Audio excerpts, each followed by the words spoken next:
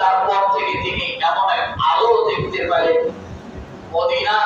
Medina থেকে, মক্কা থেকে, Medina থেকে সিরিয়ার দিকে সোজা একটা আলো দেখতে পেলেন, যে আলোর রাজপ্রাসাদ দেখা যায়, সবকিছু আমেনা দেখতে পেলেন। এটার অর্থ হলো যে এই সন্তান একদিন ওই সিরিয়া রাজপ্রাসাদকে জয় করে নেবে। যেদিন আসলেন, আসার পরে মা আমিনার পরিবর্তন, যেখানে যায়, যেদিকে যায় মানুষ কানা ঘোষা করে, যে আমিনা যেদিকে যায় সেদিকে এত ঘ্রাণ কেন, সে কি সুগন্ধি ব্যবহার করে। মানুষ কানা ঘোষা করতে করতে বিচার যায় দিছে আব্দুল মুত্তালিবের কাছে, রাসূলের দাদার কাছে, যে বিচার দিছে যে আপনার এই বউ, তার স্বামী নাই, সে যেদিকে যায় কি পারফিউম, কি আতর ব্যবহার করে ঘ্রাণে মুখরিত। আব্দুল মুত্তালিব তার স্ত্রীকে ডাক দিয়ে বলে, আমি তো বউকে কিছু বলতে পারি না, তুমি একটু বলো। তো যে ডাক দিয়ে বলে যে মা, মানুষ তো আলোচনা করতেছে, তুমি এইভাবে কি ঘ্রাণ ব্যবহার করো, আতর ব্যবহার করো। বলে, বাবা আমি তো আতর ব্যবহার করি না, আমি জানি না, আজকে কয়েকদিন ধরে দেখি আমার শরীর থেকে ঘ্রাণ বাইর হয়। তার আগে একটা ছোট্ট বাচ্চা, 9 বছর 10 বছর বয়স, নাম হলো উম্মে আইমান বারাকা, নামটাকে মুখস্থ করে উম্মে। ইনিও রাসূলের একজন মা, ইনিও কি ইনি একজন রাসূলের মা। কেমন মা এটা আলাদা পরে। রাসূলের আরেক মার নাম কি? হালিমা। হালিমা সাদিয়া। রাসূলের আরো একজন দুধমা আছে, তিনি কে জানেন? আবু লাহাবের সেই বাদী, সেই দাসী, যিনি রাসূলের জন্মের কথা শোনার সঙ্গে সঙ্গে এত দ্রুত বেগে আবু লাহাবের কাছে যে প্রকাশ করেছিল যে আবু লাহাব, তোমার ভাইয়ের গর্ভে, তোমার ভাইয়ের ঘরে এমন একটা সন্তান জন্মগ্রহণ করেছে যা আলোয় আলোকিত হয়ে গেছে। আবু লাহাব এই কথা শুনে খুশিতে সঙ্গে সঙ্গে ওই দাসীকে বলছে, তোমার নামে আজকে এই মুহূর্তে মুক্ত করে দিলাম। সেই উম্মে আইমান বারাকা, তার আসল নাম হলো বারাকা, অথবা তার আরো একটা নাম আছে। বারাকা শব্দটা আরেক জায়গা থেকে আসছে, আমি ইতিহাস থেকে জানতে পারছি। উম্মে আইমান সে আফ্রিকার একজন মেয়ে, বাজারে বিক্রি হয়েছে। নবী সাল্লাল্লাহু আলাইহি ওয়াসাল্লামের বাবা তাকে বাজার থেকে কিনে আনছিলেন আমেনার একটু কাজের সহযোগিতার জন্য। তো আনার করে রেখে উনি তো ব্যবসার কাজে গেলেন। তো আব্দুল্লাহ তো ফিরে আসলেন, নবীজির আব্বা ফিরে আসলেন। উম্মে আইমান ওই বাড়িতে থেকে গেলেন। সর্বপ্রথম উম্মে আইমান আমেনা যখন শরীরটা অসুস্থ হচ্ছে, একটু খারাপ লাগতেছে,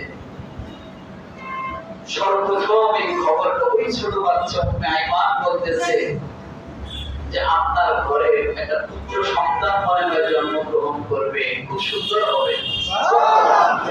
কতটুকু বাচ্চা দাসী, সে বলতেছে আমেনাকে যে আমাদের ঘরে একটা খুব সুন্দর একটা বাচ্চা জন্মগ্রহণ করবে। আমেনা হেসে দিলেন, তুমি কি আপনি জানলে? বলে, আপনি দেখেন নিয়ম পেবে। আলহামদুলিল্লাহ, তার কথাটা আল্লাহ বরকত দিয়েছে। এই তো রাসূল আমেনার গর্ভে আসলেন। যতদিন আমেনার গর্ভে আমাদের রাসূল ছিলেন, যতগুলো কদম করেছেন প্রত্যেকটা কদম ইতিহাস। প্রত্যেকটা কদম কি ইতিহাস। কূপের কাছে গেছেন, বালতি নামায় দিয়ে তারপরে মুখ থেকে পানি তুলবেন, উনি কাছে গেছেন, যাওয়ার সঙ্গে সঙ্গে মুখের পানি পড়ে উঠে আসছে। রৌদ্র, উনি যাবেন ওই পথে, আকাশের মেঘ তাকে ছায়া দিয়েছে। রাসূল সাল্লাল্লাহু আলাইহি ওয়াসাল্লাম বলেছেন যে আমি তিনটা সুসংবাদ, একটা হলো আমার পিতা ইব্রাহিমের দোয়া রব্বানা ওয়াবাস ফীহি রাসূলান ফিল বাকারা, আরেকটা হলো নবী ঈসা আলাইহিস সালামের ভবিষ্যৎবাণী যেটা গত জুমা আলোচনা করছে, আরেকটা হলো তার আম্মা যে নূর দেখতে পেয়েছিলেন, সেই নূর হলেন রাসূল নিজে। সুবহানাল্লাহ। রাসূল সাল্লাল্লাহু আলাইহি ওয়াসাল্লাম যতদিন মায়ের গর্ভে ছিলেন,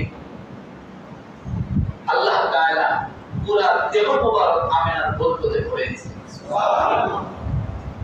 আশপাশের মানুষ, আশপাশের মেয়েরা তাকে দেখে অনেক তৃপ্তি পেত, আশপাশের মেয়েরা দেখে অনেক তৃপ্তি পেত। তিনি যখন কুয়ার কাছে যাইতেন, তাকে আর কুয়া থেকে আসতে দিতেন না, যে তুমি থাকলে পানি থাকবে, তুমি চলে গেলে পানি থেমে যাবে। তুমি চলে গেলে পানি চলে যাবে। কি বরকত আল্লাহ তাআলা তার ভিতরে দিয়েছে। রাসূল যেদিন দুনিয়াতে আসলেন, আব্দুর রহমান ইবনে আউফ ওনার আম্মা ছিলেন দায়ী। কে ছিলেন? নামটা বলেন। আব্দুর রহমান ইবনে আউফ, তার আম্মা ছিলেন দায়ী। তিনি বলেন যে এত বাচ্চা জন্মের সময় আমি ছিলাম, কিন্তু এমন বাচ্চা আমি আমার জীবনে কখনো আগে কখনো দেখিনি। জন্মের সঙ্গে সঙ্গে আমিনার গর্ভ থেকে নূর বাইর হয়ে গেল, পুরা জায়গা আলো পেয়ে গেল। জমিনে টাচ লাগার সঙ্গে সঙ্গে রাসূল সিজদায় পড়ে গেলেন। সুবহানাল্লাহ। আল্লাহ তাআলা সঙ্গে সঙ্গে পুরো জমিনকে মসজিদ বানায় দিলেন। সুবহানাল্লাহ। রাসূলের কাছের বরকত।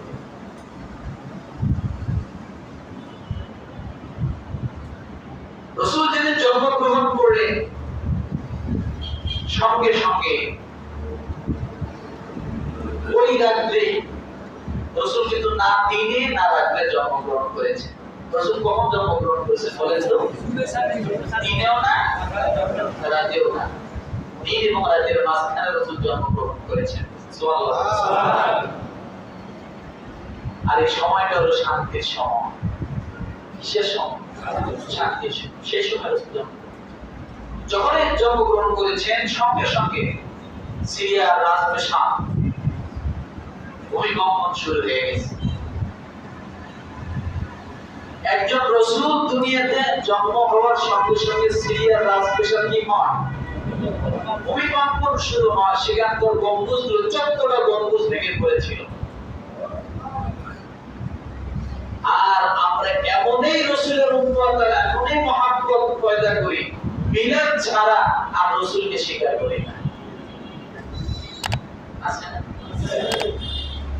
শুধু মিলাদের সময় পাওয়া যায়। রাসূল যখন জন্মগ্রহণ করার সঙ্গে সঙ্গে হাজার বছরের আগুন প্রজ্বলিত ছিল, তারা আগুনের পূজা করত, ধাম করে নেমে গেছে। কি হয়েছে বলেন? সাওয়া নামক বিশাল এক জলাশয় ওই মুহূর্তে শুকিয়ে গেছে। কি হয়েছে? শুকিয়ে গেছে। নদী কিভাবে, সাগর কিভাবে শুকায়, যারা ওই অঞ্চলের আছেন জানেন। আমিও দেখেছি। আমি মহেশখালীতে, কক্সবাজার মহেশখালী অনেকবার প্রোগ্রামে গেছি। যাওয়ার সময় দেখেছি পানি আর পানি। ভোরবেলা আসবো, দেখি পানি নেই, একবারে কেদামাটি, একবারে কি এই ভাজি আমি দেখছি। তো যাই হোক, রাসূল সাল্লাল্লাহু আলাইহি ওয়াসাল্লাম আমাদের জন্য কি বলেন তো? রহমত এবং বরকত নিয়ে আসছে। এটা আল্লাহ তাআলার কথা সূরা আম্বিয়া। আর তিনি আমাদের জন্য আবার কিয়ামতের ময়দানে কি রহিম, সর্বোপরি ওই রসুলকে আমাদের চিনতে হবে, জানতে হবে, মানতে হবে। রসুলকে মানা ছাড়া আপনি জান্নাতে যাবেন এই কথা আল্লাহ একবারও বলে নাই। বলছে এই কথা আল্লাহ তাআলা একবারও বলে নাই। যত জায়গায় আল্লাহ তাআলা তার কথা বলেছেন, পাশাপাশি তার রসুলের কথা বলেছেন। কেন? আসলে আমাদের জীবনেতে আমরা রসুলের সুন্নাহকে আঁকড়ে ধরার চেষ্টা করি, রসুলের কথাগুলোকে মেনে চলার চেষ্টা করি, রসুলের পথ চলার চেষ্টা করি। তাহলে দুনিয়াও শান্তি হবে, আখিরাতেও শান্তি হবে। এই শান্তি আমরা চাই কি চাই না? এই রসুলের জীবনী বেশি বেশি করে পড়বেন। বিশেষ করে শামায়েলে তিরমিজি নামে একটা কিতাব আছে, এই কিতাবটা প্রত্যেকেই পড়ার চেষ্টা করবেন, ঘরে রাখবেন। অন্তত নিজের কাজে আসবে, বাচ্চার কাজে আসবে, স্ত্রীদের কাজে আসবে, ঘরে মা বোনদের কাজে আসবে। আপনি যে সন্তান নিয়ে পেরেশানি, নিজেকে নিয়ে পেরেশানি, আপনি এই কিতাবটা শামায়েলে তিরমিজি এই কিতাবটা আপনি কিনে রাখেন, পরে মাঝে মাঝে পড়েন, ভালো লাগবে। রসুল কি আপনি হাঁটছেন, কি আপনি চলছেন, কি আপনি খাইছেন, কিভাবে মাথা আছড়াইছেন, কিভাবে, মানে সবকিছু এই কিতাবটার ভিতরে আছে। পারবো না? কত টাকা দিয়ে না কত কিছু কিনতেছে। 300 টাকা দিয়ে এমপি কেনেন, 10 দিনও যায় না। 300 টাকা দিয়ে তো বই কিনেন, রাগ করলেন নাকি? এগুলো তো আবার অনেকে রাগ করে। 300 টাকা দিয়ে এমপি কেনেন, ওয়াইফাই বিল দেন 700 টাকা, একটুকু গায়ে বাজে না। মসজিদ মাদ্রাসায় 50 টাকা চাইলে চোখ বড় বড় হয়, আছে না নাই? গরিব হাত পাতলে চোখ বড় বড় হয়, আছে না নাই? আসুন, এগুলো গরিবকে দিতে হবে, এগুলো আপনাদের নিত্য প্রয়োজনীয় জিনিস, এটা লাগবে থাকবে, কিন্তু পাশাপাশি এগুলোর জন্য থাকে মানুষের উপকার। বা এরকম কিছু বই, কিছু কিতাব, ভালো ভালো কিছু কিতাব কিনে যা আপনি উপকার পাবেন, আপনার পরিবার উপকার পাবে, আপনার সন্তানরা পরিবার উপকার পাবে, এরকম ভালো কিছু রাখেন না। ঘরে সব আছে, নাই ভালো হওয়ার ভালো জিনিস। বিশ্বাস হয় কথা? ঘরে খারাপ হওয়ার যত দরকার সব আছে, পকেটে আছে, ঘরে আছে, আছে না নাই? খারাপ হওয়ার সব আছে, ভালো হওয়ার কি আছে? কয়টা ভালো ভালো স্কলারের ভালো বই কিনেছেন ঘরে পড়ার জন্য, আছে? অথচ অনেক দাম দিয়ে মোবাইল কিনেছেন, টিভি কিনেছেন, এলইডি কিনেছেন, অনেক কিছু করতেছে, এগুলোর পিছনে প্রতি মাসে মাসে খরচ হচ্ছে। কিন্তু ভালো কিছু হবে আর ভালো কিছু কিনবো, এই চিন্তা আমাদের কারণে। আসুন আমরা রসুলের জীবনী কিনবো, ইনশাআল্লাহ।